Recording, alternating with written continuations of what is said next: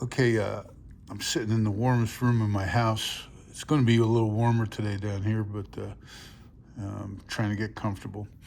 And I want to talk about a word, and I hate this word, philosophy.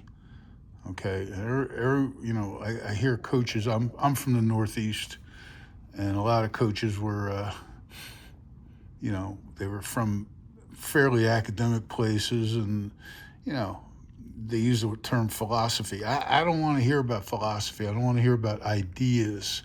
I want to see measured responses and desired results. Okay, and the philosophy I'm going to talk about today I equate it to the concept of a boxer only having one punch. Okay, so he goes into a fight with one punch. He's the best one puncher out there, but he faces a guy that decides how to counter that one punch and beats him. Okay. Now, the two things, the philosophies I'm going to talk about here, one is this run off the ball at angles, and it's certainly been very successful. Alex Gibbs is behind it. I think he's the roots of it. He would probably tell you something different, but he's obviously the guy that's made it, put it on the map. The Denver Broncos back in the day, the great athletic linemen they had, the cut blockers on the backside three, that kind of thing.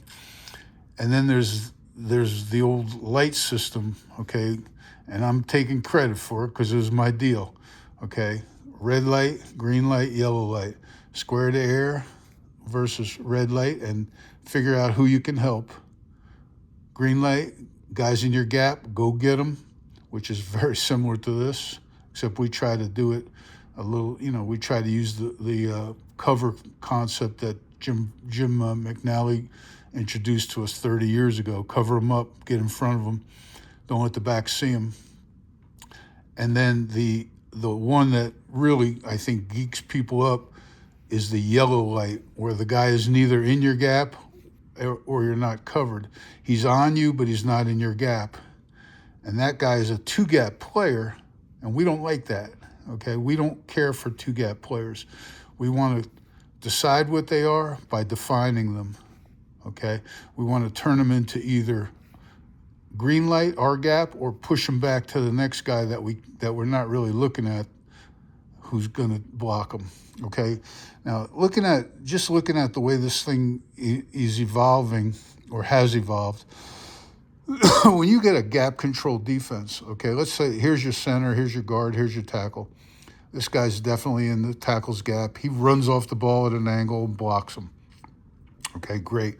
Whatever he does, he gets in front of him, he pushes him, he tears him, he does whatever. And then this backer runs into the guard's gap, and the center is running, and everybody's running at an angle. Okay, very, very good stuff. It works very well when you have one gap players. Okay. Same thing here. This guy's in the C gap. He's definitely in the C gap. The backer's going to fill, B gap rather. The backer's going to fill the C gap. Everyone's happy. They can be physical. They can sprint off the ball. They can run. Okay. I don't think this guy gets much momentum, but where is this guy? Is he actually in the gap? Is he on the shoulder? Where is he? Okay. And if he's a little muddy, this guy comes over and gives him a shove. It's part of it. But the angled shoulders is the question. Okay, that's the philosophy.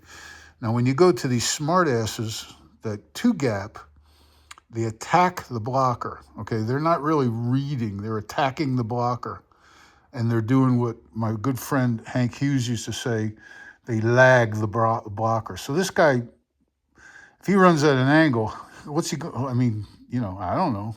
Maybe if this guy steps in front of him, he gets him. But if this man lags him or two gaps behind him, it forces the guard to block this cat.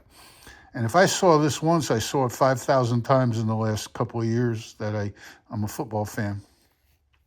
This guy runs through and TFLs, okay?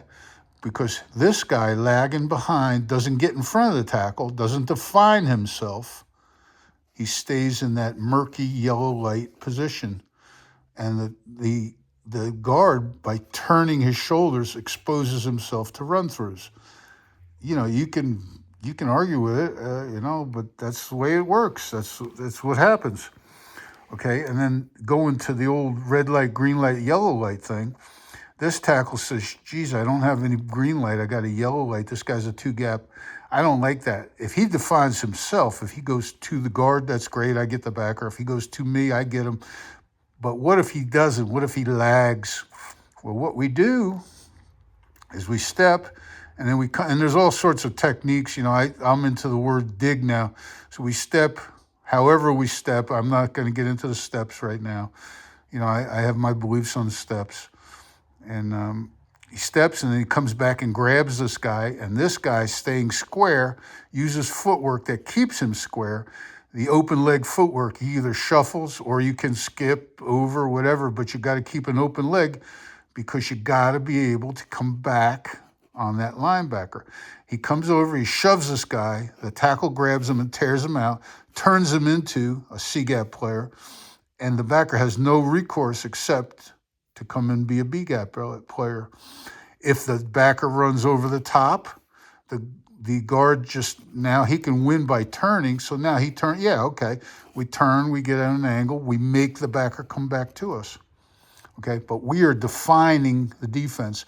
We're not letting them play like this, two gap. Okay, we're not exposing ourselves to run through by turning our shoulders in a red light situation. And remember, I'll define red light for you. Red light means there's no one in your gap, there's no one close enough to you for you to touch without taking a step. So this guy's red light.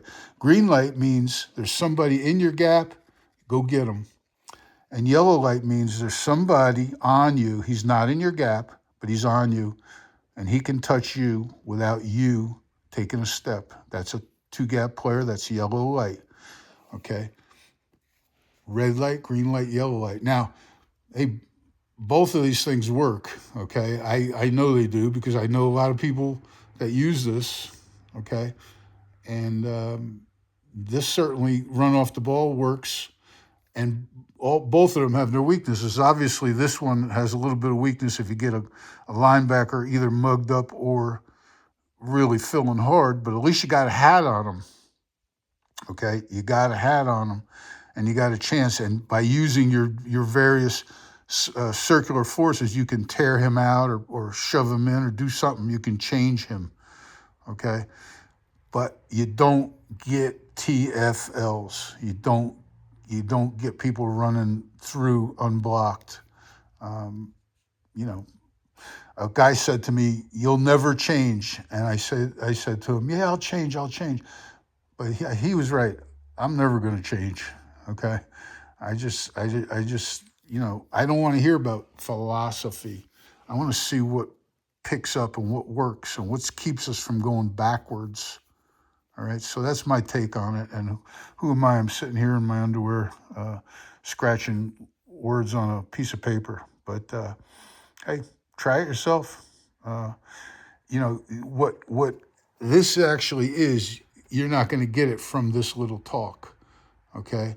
But you got to think about it, and you got to commit to the techniques, okay? The footwork, the skips, the shuffles, the rewinds, that sort of thing. And you got to commit to training your hands to get them on the defender to define him, okay? If you don't do that stuff, if you can't get the three fundamentals down, okay, protecting your own chest and using your hands, okay, condensing so that you can accelerate, making yourself shorter so you can accelerate, lower, I guess, I don't know, making yourself shorter, okay, and then rooting your feet, making sure that you can develop force without momentum, okay?